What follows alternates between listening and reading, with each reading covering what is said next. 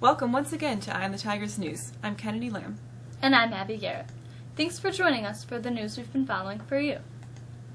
Officer Brian Moore, the son, nephew, and cousin of police officers, had already started carving out a promising career for himself at the New York Police Department, making more than 150 arrests and earning service medals in less than 5 years on the job.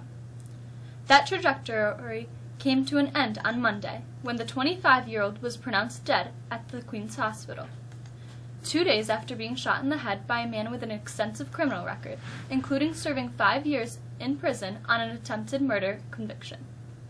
Moore had been in a coma after undergoing brain surgery following the Saturday evening shooting. He died with his family, including his police officer relatives, at his bedside. Hundreds of uniformed officers stood at attention outside the medical center and lined up down the block to salute the ambulance carrying his body out. Afterward, many could be seen crying and consoling one another. The target of a federal terror investigation was one of 2 suspects in a shooting at Texas cartoon contest featuring images of the Muslim prophet Muhammad, and the Islamic State group on Tuesday claimed responsibility for the attack. It was the first time that ISIS, which frequently calls for attacks in the West, had claimed responsibility for the one in the United States. New York State Senate leader Dean Skelos was charged Monday with extortion and soliciting bribes. Authorities say Skelos traded his influence as the state's most powerful Republican to arrange payments for his son Adam Skelos, 32, who was also charged. Both men said they are innocent. It's the second time in 4 months a top legislative leader has been arrested by federal investigators. In January, Democrat Sheldon Silver resigned as Assembly Speaker following charges that he accepted nearly $4 million in payoffs. According to U.S. Attorney Preet Bharara, whose office is prosecuting both Silver and Skelos, the charges against Skelos are further proof that, quote, public corruption is a deep-seated problem in New York State. It is a problem in both chambers. It is a problem on both sides of the aisle. End quote. For the first time in court, Boston Marathon bomber Dzhokhar Tsarnaev dropped his blank, impassive demeanor and cried as his sobbing aunt briefly took the stand Monday in his federal death penalty trial. Tsarnaev, 21, wiped tears from his eyes quickly and fidgeted in his chair as his mother's sister sobbed uncontrollably. He had maintained an uninterested expression since the trial began in January. The aunt cried as she sat down about 10 feet from Tsarnaev. The tears began falling before she began to testify, and she was only able to answer questions about her name, her year of birth, and where she was born. 5 relatives, 3 cousins and 2 aunts, took the witness stand, though the aunt who broke down did not complete her testimony. As Tsarnaev was led out of the courtroom before the lunch recess, he blew a kiss to the other aunt, who also cried during her testimony. The relatives acknowledged that they had not seen Tsarnaev since he was 8, when he moved to the U.S. with his family. Jurors in the Colorado theater shooting trial got their first look at a video recording of gunman James Holmes asking detectives, "There weren't any children hurt, were there?" The video, played in court Monday, shows detectives interviewing a dazed-sounding Holmes at police headquarters about 2 hours after the attack. Holmes is charged with killing 12 people and injuring 70 others in the July 2012 attack. His attorneys acknowledge he was the gunman, but say he was mentally ill. He pleaded not guilty by reason of insanity. Prosecutors say Holmes knew what he was doing and should be convicted. They're seeking the death penalty.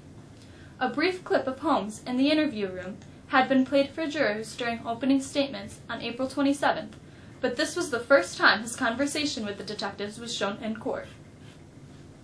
As Londoners remain jubilant over the arrival of the royal baby Princess Charlotte, bookmakers are forced to hand over millions after losing baby naming bets. Here's the Associated Press story. Fire! Fire! Gunfire rang out in London as royal fans celebrated the arrival of the newest heir, Princess Charlotte Elizabeth Diana. Fourth in line to the British throne, the newborn princess's name, seen as a tribute to Prince William's parents and grandmother. I absolutely love it, and it's actually what I thought would be the name. I mean, Charlotte was picked as one of the top names that they predicted, and of course to have Diana in the name is perfect. I'm surprised. I thought it would be Alice, and I didn't think they'd be allowed to use Diana, but Charlotte sounds really nice. The last time there was a Princess Charlotte was in the early 1800s, and the name still remains popular with the public. But not everyone was pleased to hear the result of the royal naming, especially those of the betting kind. It's jubilation and excitement that we've got a little Princess Charlotte, 'cause it's a lovely name. I really do think it's very nice, but it's cost myself and my bookmaking colleagues £1 million in payouts to punters in the UK here. Bookmakers had taken huge bets on the name, and while Charlotte was a front-runner, bookies had their fingers crossed for other top names, including Alice and Victoria, to be selected. The pint-sized princess made her public debut over the weekend, weighing in at 8 pounds, 3 ounces. Emily Roseman, The Associated Press. With a look at a forecast that's more summer than spring, here's Alyssa Greca.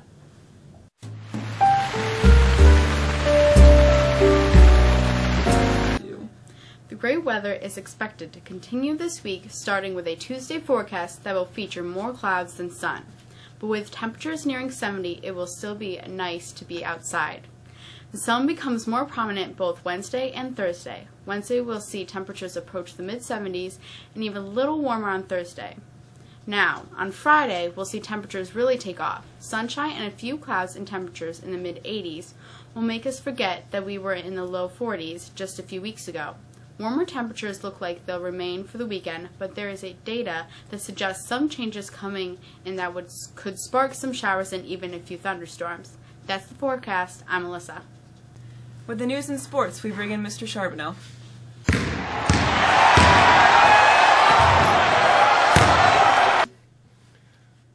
The Los Angeles Clippers knew no one player could make up for Chris Paul's absence, so they all chipped in to fill the void. Blake Griffin had 26 points, 14 rebounds, and 13 assists for his second straight triple-double to lead 6 double-digit scorers and lift the Clippers to a 117-101 victory over the Houston Rockets on Monday night in Game 1 of the Western Conference semifinals. In the East, the Chicago Bulls came in oozing with confidence, unafraid of LeBron James and convinced they could keep their playoff momentum rolling. Derrick Rose made sure they did. Looking like the league MVP he was before being slowed by knee injuries, Rose scored 25 points. Pau Gasol added 21, and the Bulls led from the start in a 99-92 victory over the short-handed Cleveland Cavaliers in Game 1 of the Eastern Conference semifinals Monday night. Braden Holtby made 30 saves for his second career playoff shutout, and Jay Beagle took advantage of a fortuitous bounce to score his first goal of this postseason, giving the Capitals a 1-0 victory over the New York Rangers on Monday night for a 2-1 lead in the Eastern Conference semifinals. Locally, Mexico's lacrosse team won its second in a row, routing New Hartford 14-8. Junior Emma Andrews exploded for 6 goals. Mexico softball dropped its game against Cortland last night 4-0. They take the field again today with a game against Homer. Both track teams will compete in dual meets with Cortland on Wednesday. That's all for sports right now. I'm Michael Charbonneau. Sarah Petricola has a peek at what's on the calendar.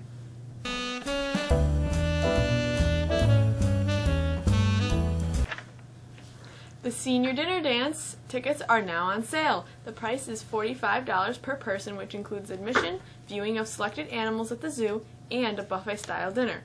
Please see Mr. Deckman or Ms. Sarnowski by Monday, June 8th to purchase tickets. There will be a blood drive Saturday, May 9th, 2015 from 8:30 to 1:30 at the Methodist Church in the Village of Mexico. If you would like to support those in need of blood, please sign up to donate during lunches this week.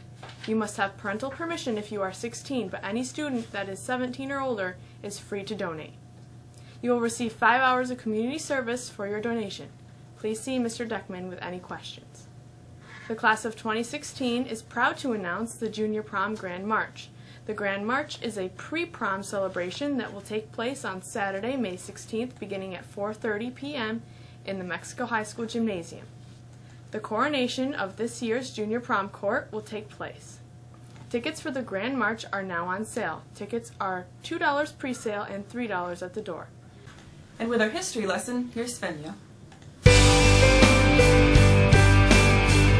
On this day in history, in 1891, Carnegie Hall opened in New York City.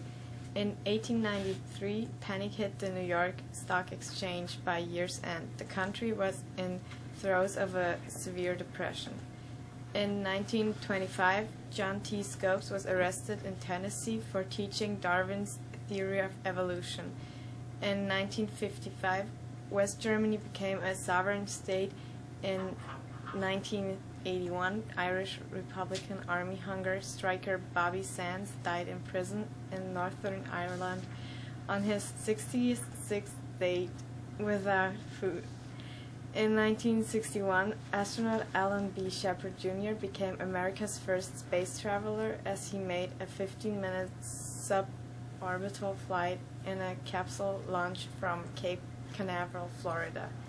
And in 2010, preliminary plans for a mosque and cultural center near Ground Zero in New York were unveiled, setting off a national debate over whether the project was disrespectful to 9/11 victims or whether opposition to it exposed anti-Muslim biases. That's our history. I'm Svenja.